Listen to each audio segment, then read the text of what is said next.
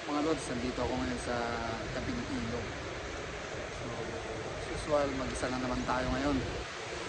So, nakita ko na itong lugar na itong mga lodi. Tapos napakaganda pala yung mga sakura din sa likod ko. Yan o.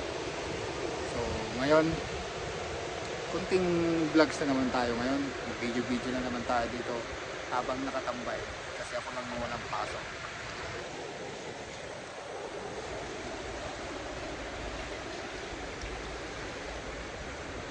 So may nangingisda dito mga lodi nasa likod.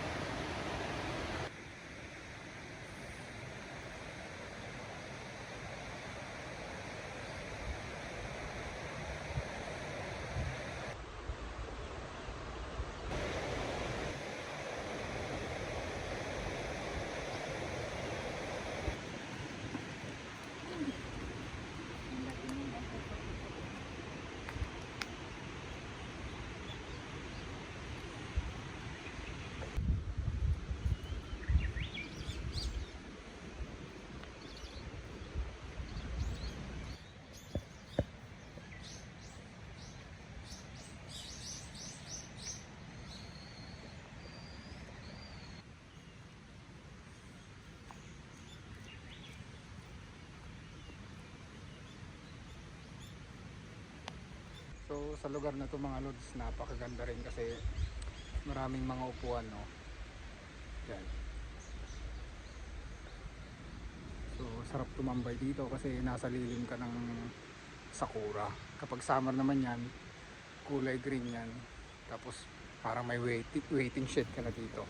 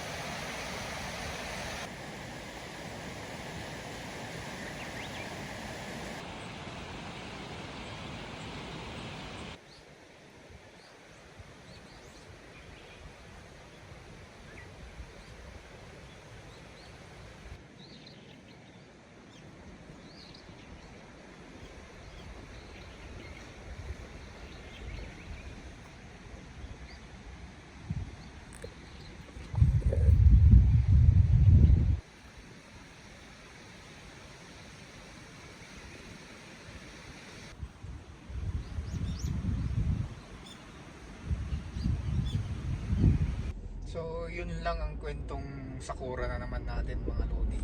So mamamalingki ako ulit.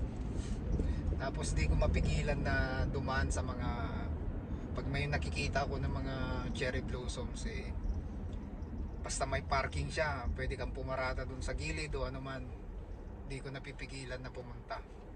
So siguro yun yung last na cherry blossoms natin na napasyalan ngayong taon. At kita-kita na naman sa susunod na taon para sa cherry blossoms na yan. So tingnan natin kung ano rin yung mapapasyalan natin ngayon pagkatapos ng mga sakura. So maraming salamat sa panonood mga lodi. Kita-kits po tayo ulit sa susunod. Rock and roll. Ako po ang inyong Kuya Dan.